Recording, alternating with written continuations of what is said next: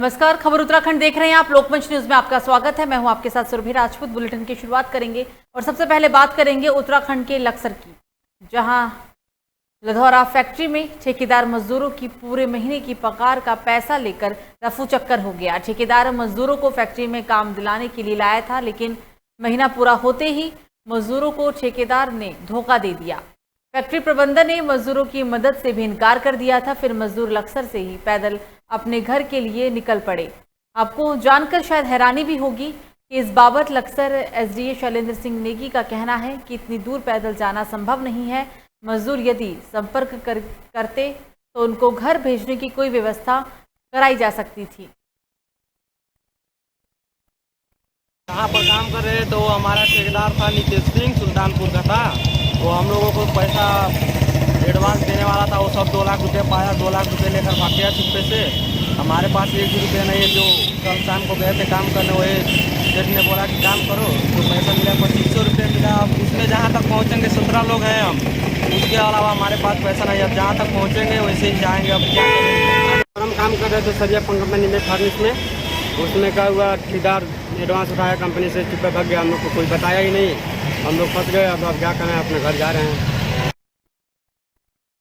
तो उत्तराखंड सरकार ने राहगीर सड़क पर रहने वाले लोगों के लिए लाख प्रयास क्यों ना कर ले, लेकिन रैन बसेरों की व्यवस्थाएं क्यों नहीं की हो, लेकिन प्रशासनिक मशीनरी लोगों को रैन बसेरों तक पहुंचाने में असमर्थ दिखाई दे रहा है। लोगों को मजबूरन सड़क किनारे ही सोना पड़ता है। अधिकारियों की लापरवाही के चलते काशीपुर की स्थिति दयनीय बनी हुई है और ना जाने कितने लोग सड़क किनारे सोने से हादसा का शिकार भी हो जाते हैं। आपको बता दें कि काशीपुर के मुख्य चौराहे पर फ्लाईओवर का निर्माण कार्य चल रहा है। कुछ लोग इस फ्लाईओवर के नीचे सोने के लिए मजबूर हैं। बेबस लाचार मजबूरी का आलम लोगों को इस मौत के मुंह में सोने के लिए मजबूर कर रहा है। बताते चले कि प्रशासनिक मशीनरी सिर्फ दफ्तरों में बैठकर सरकारी योजनाओं का हवाला देकर अपना पल्ला झाड़ते हुए नजर आ रही है। आखिर देखने वाली बात यह होगी कि ऐसे अधिकारी अपनी जिम्मेदारी कब समझेंगे। परेशानी यही है, कुछ मिल नहीं, खाने का ना पीने के। बता बच्चे, बता भूखे, बता खाना पीना कुछ। रोड पे सो रहे, फाटक पे, रोड के किनारे। अब कुछ है नहीं बनाने के लिए, ना घर ना मकान ना जमीन, ना कुछ है नहीं। अब ट्रेन तो आ सकती है मगर कहाँ सोए हम, कोई तो सोने देता नहीं अपनी दुकान के पास है। मगर क्या करें, जिधर जाओ उधर खतरा पड़ जाता है। बता ऐसी फुटपाटे पड़ी है। अच्छा मौत है, चाहे मर जाए, चाहे जी जाए, कुछ भी। अब क्या करें। तो सावन का पहला सोमवार यानी शिव की भक्ति का सबसे अच्छा दिन। मान्यता है कि भगवान शिव को सोमवार का दिन सबसे ज्यादा प्रिय होता है, इसलिए इस दिन शिव की भक्ति और उनका जलाभिषेक करने पर शिव की अपार कृपा मिलती है। ये भी माना जाता है कि शिव श्रावण के पूरे महीने अपनी ससुराल कनखल में ही निवास करते हैं। यहीं से सृष्टि का संचालन और लोगों का वो कल्याण भी करते हैं। आपको बता दें कि शिव की ससुराल कनखल में दकेश्वर महादेव मंदिर में श्रद्धालुओं की लंबी कतारें लगती है, मगर इस वर्ष मंदिर प्रबंधक और पुलिस प्रशासन ने कोरोना को देखते हुए कड़े प्रबंध किए हैं। निर्मल अखाड़े के कोठारी जसविंदर सिंह ने कहा है कि सावन मास में शिव भगवान की आराधना से विशेष पुण्य की प्राप्ति होती है और इस महीने में ही यदि गंगा में डुबकी लगाई जाए तो उनका फल और दुगुना हो जाता है। इस बार जो श्रावण का महत्व है उससे हम ना चूक जाएं, क्योंकि श्रावण का महत्व है वो शास्त्रों में बहुत ही ज़्यादा कथन किया है। क्योंकि जैसे श्रावण के महीने में जो पूजा पाठ, स्नान, दान, ध्यान, जो ज्ञान, जो भी हम शुभ कर्म करते हैं उसका सहस्र गुना अधिक फल मिलता है। और जो कनखल है ये तो शिव की नगरी है, जहाँ दक्ष प्रजापति का निवास है और शिव जी भगवान का जहाँ पर साक्षात निवास है। इसलिए कनखल में रह करके, कनखल में आकर के जो गंगा स्नान करता है और जो दान करता है, पूजा करता है, पाठ करता है और भगवान शिव के दर्शन करता है, उसको अनंत गुना जो है फल प्राप्त होता है। तो खबर देहरादून से है, जहां अब ग्रेड पे मामला तूल पकड़ता हुआ दिखाई दिया गया है। पुलिसकर्मियों के परिजनों ने भी प्रदर्शन किया। पिछले कई दिनों से चल रहे ग्रेड पे मामला अब तूल पकड़ता जा रहा है। अब तमाम दलीलों और मान मनोबल के बावजूद उत्तराखंड पुलिस के जवानों के परिजन ग्रेड पे के मसले पर आज गांधी पार्क में बैठे हुए थे। उत्तराखंड पुलिस के जवानों ने ग्रेड पे मामले पर तमाम दलीलें और अपीलों का भी कोई असर नहीं दिखाई दिया। राजधानी में रविवार को तेज बारिश के बीच पुलिस परिजनों ने गांधी पार्क पहुंचकर पहले सांकेतिक विरोध प्रदर्शन किया, फिर जमकर नारेबाजी भी की। महिलाएं गांधी पार्क में पहुंची। इस बीच सीओ सिटी और प्रदर्शन में शामिल होने आए एक रिटायर्ड सब इंस्पेक्टर के बीच एक बैनर लगाने को लेकर नोकझोंक भी हुई। आपको बता दें कि पुलिस महानिदेशक अशोक कुमार खुद इस मामले की बेहद संजीदगी से शासन स्तर पर आवाज उठा रहे हैं और मामले का हल निकालने के लिए पैरवी भी कर रहे हैं।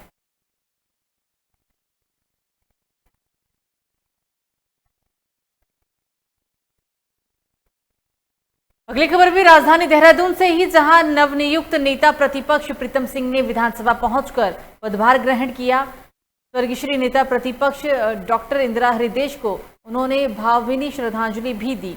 आपको बता दें कि कार्यक्रम में कांग्रेस विधायकों और पदाधिकारियों ने विधानसभा में प्रीतम सिंह को एक नई जिम्मेदारी के लिए बधाई दी है। इस दौरान नेता प्रतिपक्ष प्रीतम सिंह ने सभी कांग्रेस जनों का सहयोग के लिए आभार व्यक्त करते हुए कहा है कि वो जनहित से जुड़े मुद्दों को प्रमुखता के साथ उठाकर सरकार को घेरने का प्रयास करेंगे।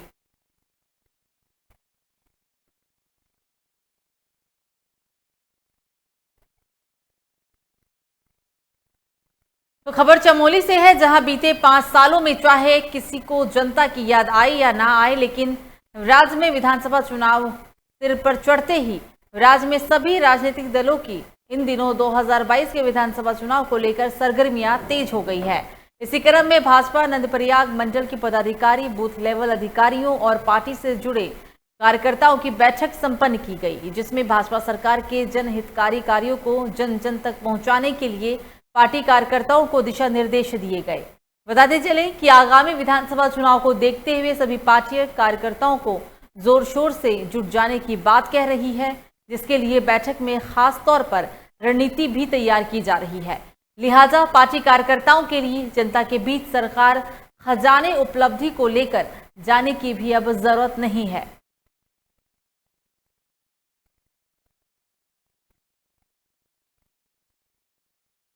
नमस्कार।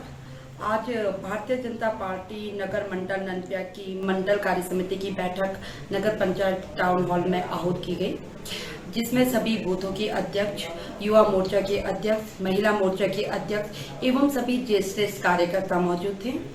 और इसमें मंडल कार्य समिति में आगे की जो भी भाजपा की जो भी रणनीति है, जो भी योजनाएं हैं, उसके बारे में बात की गई और सभी कार्यकर्ताओं ने अपने इसमें विचार रखे, अपने सुझाव दिए और सफल कार्यक्रम बनाने हेतु सभी भाजपा कार्यकर्ताओं का मैं बहुत बहुत धन्यवाद, आभार एवं अभिनंदन व्यक्त करती हूँ। आज नगर पंचायत सभागार नंदप्रयाग में भाजपा कार्य समिति की मंडल अधिकारियों की और बूथ लेवल अधिकारियों और सभी कार्यकर्ताओं की एक बैठक आहूत की गई है, जिसमें भाजपा की कार्यनीति को जन जन तक पहुंचाने के दिशा निर्देश पार्टी के शीर्ष पदाधिकारियों द्वारा यहां पर दी गई है।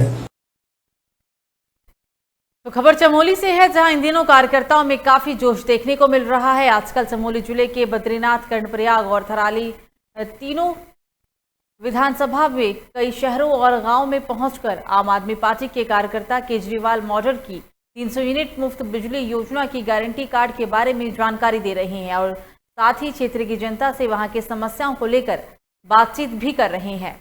उन समस्याओं के समाधान को लेकर कार्यकर्ताओं के द्वारा बात भी कहा जा रहा है। देखा जाए तो जनता में आम आदमी पार्टी के प्रति उत्साह भी नजर आया है। आप कार्यकर्ताओं के द्वारा लोगों से काफी संख्या में इस मुफ्त बिजली योजना के तहत पंजीकरण भी करवाया गया, लेकिन ये तो वक्त ही बताएगा कि केजरीवाल की आम आदमी पार्टी को लोग चुनाव के दौरान कितनी तवज्जो देते हैं और मुफ्त बिजली को कितना तवज्जो दिया जाता है।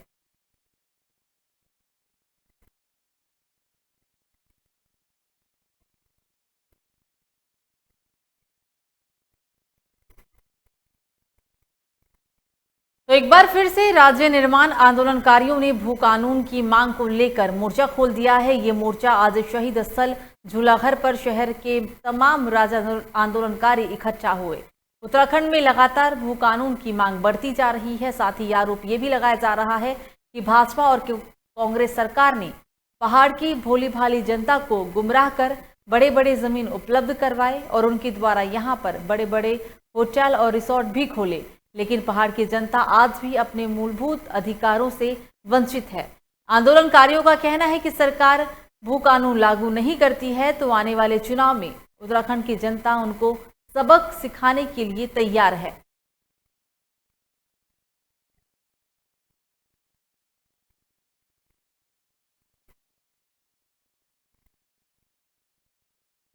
तो मुख्यमंत्री पुष्कर सिंह धामी ने अपने जनपदीय 3 दिवसीय दौरे के बाद रविवार शाम को देहरादून रवाना हो गए और उस दौरान जिले भर में उन्होंने करोड़ों के लोगों को सौगात भी दी। प्रदेश में चल रहे विकास कार्यों की उनके द्वारा समीक्षा भी की गई। मुख्यमंत्री पंतनगर एयरपोर्ट से देहरादून के लिए रवाना हुए थे। आपको बता दें कि एयरपोर्ट पर उन्हें पुलिसकर्मियों ने गार्ड ऑफ ऑनर भी दिया और इस पूरे समारोह के दौरान भारी सुरक्षाकर्मी भी मौजूद दिखे।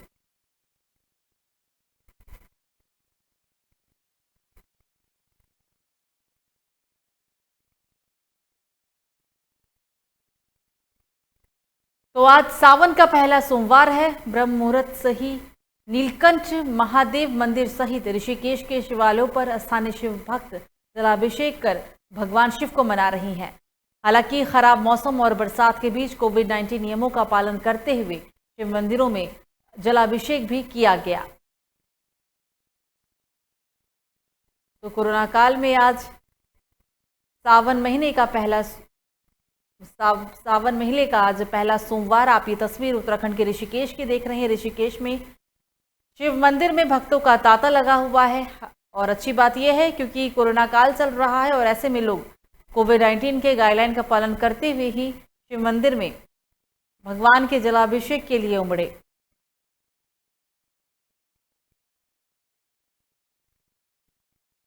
तो खबर टिहरी से है, जहां नगर क्षेत्र चंबा स्थित बाईपास चौराहे में बनी अमर बलिदानी टिहरी जन क्रांति के नायक श्री देव सुमन की मूर्ति का लोकार्पण टिहरी विधायक डॉक्टर धन सिंह नेगी ने किया। इस मौके पर उन्होंने कहा कि शहीद के जीवन क्रम से प्रेरणा लेना ही उनके प्रति सच्ची श्रद्धांजलि होगी।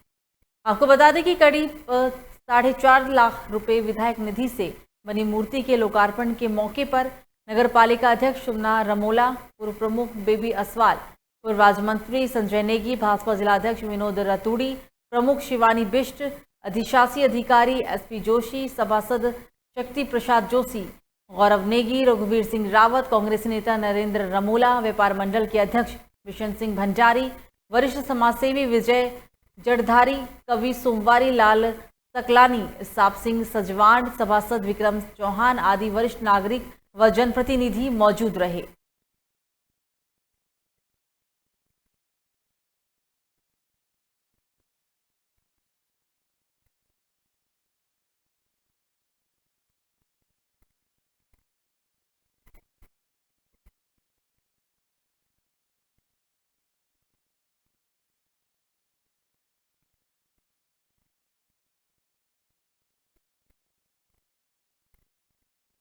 तो खबरों में आगे बढ़ेंगे और अब बात करेंगे यूपी के नोएडा की। नोएडा से इस वक्त की बड़ी खबर, गांव गेजा के शिव मंदिर में लगी श्रद्धालुओं की भीड़। दर्शन करने के लिए श्रद्धालुओं की भीड़ देखने को मिली। नोएडा सेक्टर 93 स्थित मंदिर का नजारा देखिए आप।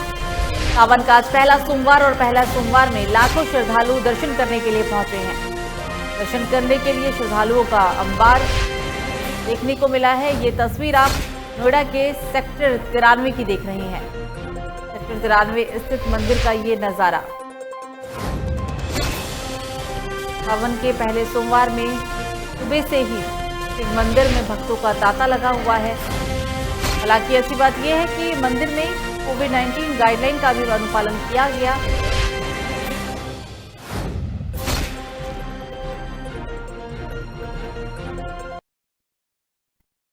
तो राजधानी लखनऊ में राकेश टिकैत की लोकमंच न्यूज से बात। किसान लगातार सरकार से बात करने के लिए है तैयार। ये कहना था राकेश टिकैत का, कृषि कानून सरकार रद्द करे। कानून जब तक रद्द नहीं होगा तब तक नहीं होगी कोई भी बातचीत। तो आज बातचीत की है राकेश टिकैत ने सीधे लोकमंच न्यूज से और इस बातचीत के दौरान उन्होंने साफ कर दिया है कि किसान सरकार से बात करने के लिए तैयार हैं। कृषि कानून को सरकार को रद्द करना ही होगा और कानून जब तक रद्द नहीं होगा तब तक कोई भी बातचीत नहीं होगी। आज बातचीत के दौरान राकेश टिकैत ने साफ कर दिया है कि किसान सरकार से लगातार बात करने के लिए तैयार हैं और सरकार को कृषि कानून को रद्द करना ही होगा। जब तक सरकार कृषि कानून रद्द नहीं कर देती तब तक दिल्ली बॉर्डर पर जो किसान आंदोलन को लेकर बैठे हुए हैं, प्रदर्शन कर रहे हैं, वो अपना प्रदर्शन खत्म नहीं करेंगे।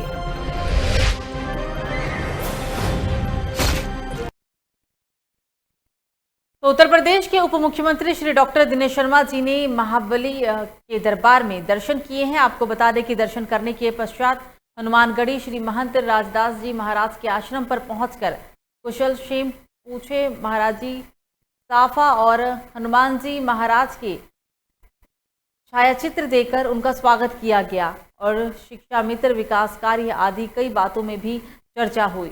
इस मौके पर दीपक दास भी उनके साथ मौजूद दिखे।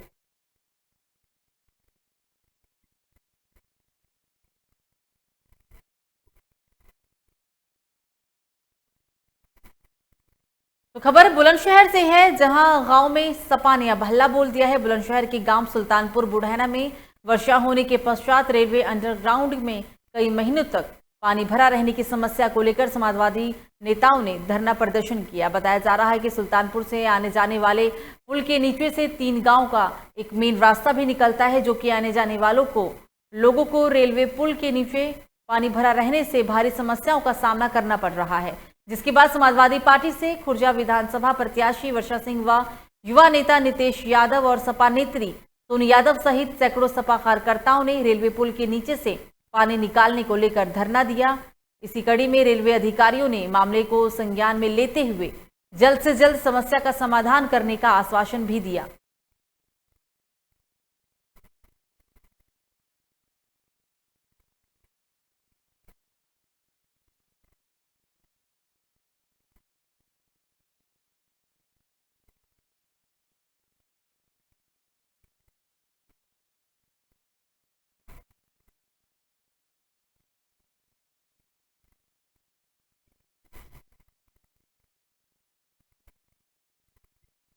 तो फिलहाल बुलेटिन में मुझे दीजिए इजाजत। लोकमंच न्यूज पर खबरों का सिलसिला जारी रहेगा। नमस्कार।